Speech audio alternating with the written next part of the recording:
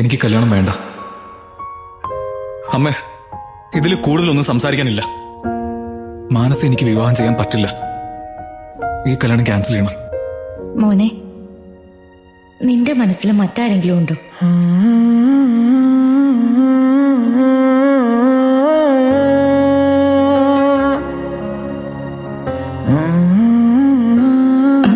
എന്താ സർ, പറയാ.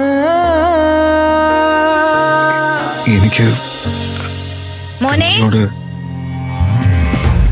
നീ തന്നെ നിങ്ങളുടെ വിവാഹകാര്യം പറയണം.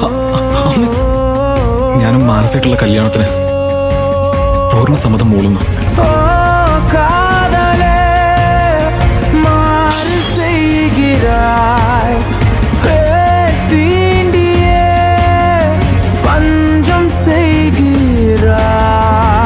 വിവാഹം കഴിഞ്ഞോട്ടെ, എന്നിട്ടാ ഞാൻ നിന്നെ കൊല്ലാതെ കൊല്ലാൻ പോകുന്നത്.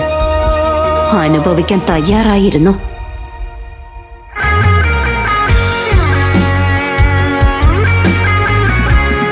നിനക്ക് തോന്നുന്ന പോലെ ഒരു കല്യാണം ഇവിടെ നടത്താൻ ഞാൻ സമ്മതിക്കില്ല. ഞാൻ ആരെ കല്യാണം കഴിക്കണമെന്ന് തീരുമാനത്തിലെ നിങ്ങൾ നിങ്ങളുടെ തീരുമാനമായിട്ട് മുമ്പോട്ട് വെക്കോ. പക്ഷെ എന്റെ പെണ്ണിനെ ഞാൻ തീരുമാനിക്കും. അത് കൺമണിയാ. காயம் செய்யும் கண்களில் காதல் தேடினே, காதல் என்னை தேடியே காயம் செய்ததே.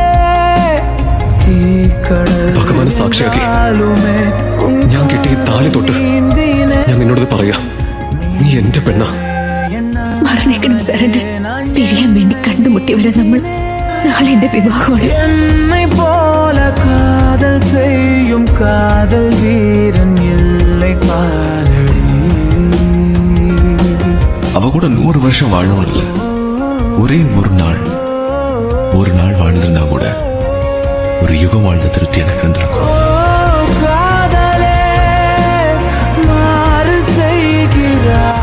ഇതേ ഞാൻ കല്യാണം കഴിക്കാൻ പോകുന്ന എന്റെ പെണ്ണ്.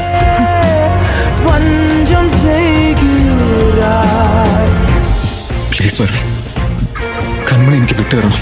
അവളെ വിവാഹം കഴിക്കാൻ എന്നെ അനുവദിക്കണം. അവളെ എനിക്ക് വേണം. അത്രയ്ക്ക് ഞാൻ അവളെ സ്നേഹിച്ചുപോയി. ഞാനും കൺമണിയും ഭാര്യ ഭർത്തകന്മാരെ കഴിയുന്നത് കണ്ടേ നീ ഇഞ്ചിഞ്ചായിട്ട് മരിക്കണം.